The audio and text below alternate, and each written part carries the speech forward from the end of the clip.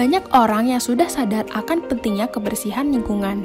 Namun, banyak juga yang belum sadar dan terkesan masa bodoh. Banyak kabar yang kurang bagus belakangan ini mengenai negara Indonesia. Dikarenakan negara Indonesia merupakan penyumbang sampah plastik terbesar kedua di dunia. Tentu ini bukanlah suatu prestasi, tetapi menjadi sebuah kekhawatiran dan pekerjaan rumah bagi pemerintah dan masyarakat dalam pengelolaan sampah. Dalam sehari, Indonesia bisa menghasilkan 151.192 ton per hari. Sampah yang menumpuk ini dapat menimbulkan bau yang tidak sedap dan sarang penyakit seperti tipes, diare, dan sebagainya. Oleh karena itu, jangan biarkan sampah menumpuk karena kurang sigap ditangani ya.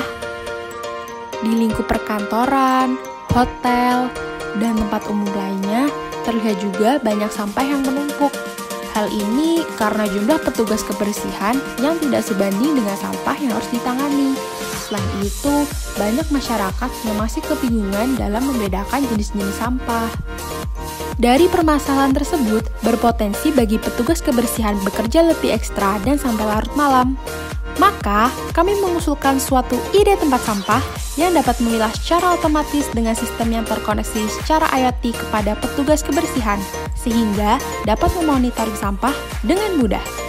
Banyak perusahaan sudah menjawab beberapa permasalahan tersebut, seperti Bio-Enable dengan Smart Bins for Smart City, dan beberapa perusahaan lain seperti Sensoneo Smart Waste Management System dan Smash ID. Akan tetapi, kebanyakan sistem yang dikembangkan hanya terintegrasi dengan sistem pengambilan sampah saja, padahal sampah plastik dan non-plastik, sampah daur ulang dan sampah rumah tangga perlu ditangani secara berbeda.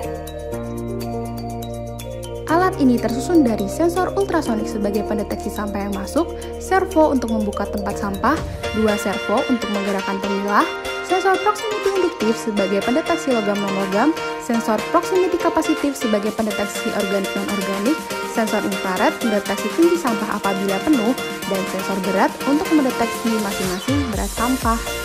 Kemudian, di bagian belakang prototipe ini merupakan pusat pengendalian yang terdapat 2 mikrokontroler yaitu Arduino dan ESP8266 dan pekabelan yang terhubung antara satu dengan yang lain.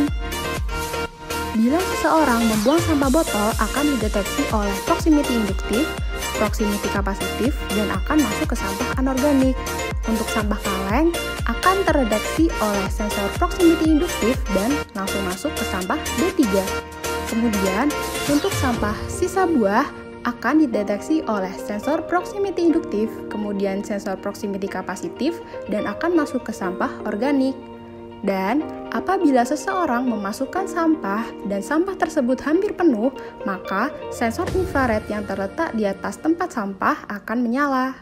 Kemudian, apabila seseorang akan membuang sampah dan salah satu sampah tersebut sudah penuh, prototipe sampah ini tidak akan terbuka. Lalu, karena prototipe ini terkoneksi dengan Internet of Things, maka ESP8266 pada prototipe ini mengirimkan data ke ponsel petugas kebersihan, dan petugas akan mendapatkan notifikasi mengenai di manakah letak sampah, berat masing-masing sampah, dan jenis sampah yang penuh.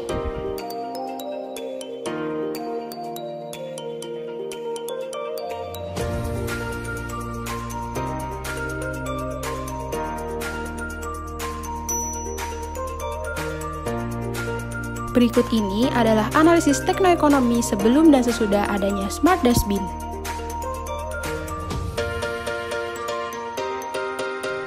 Monitoring and Supporting Dustbin ini memiliki peluang besar menjadi produk digital yang bermanfaat luas karena mudah dalam menyampaikan informasi ke petugas kebersihan sehingga cepat dalam pengelolaan sampahnya dan mengoptimalisasi kerja petugas kebersihan.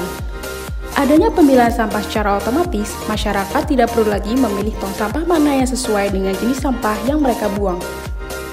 Pemilahan sampah secara otomatis ini meminimalisir bau yang tidak sedap yang dikeluarkan oleh sampah berbahan dasar organik, dan alat ini dilengkapi dengan perhitungan berat sampah dan ketinggian sampah secara otomatis, juga berbasis Internet of Things yang terhubung dengan smartphone petugas sehingga sigap ditangani. Peluang komersialisasi. Jika menggunakan prototipe ini dalam ruang tertutup seperti mall, kantor, hotel, maupun apartemen, akan meningkatkan kualitas pelayanan karena gesitnya petugas kebersihannya dan juga dapat meminimalisir bau-bau yang tidak sedap yang dikeluarkan dari sampah, sehingga pengunjung atau pengguna layanan tersebut akan lebih nyaman berada di tempat tersebut. Keberlanjutan program. Untuk jangka panjangnya, akan membangun suatu startup yang bergerak dalam pengelolaan sampah dan memproduksi prototipe tersebut untuk dikomersialisasi ke seluruh masyarakat Indonesia.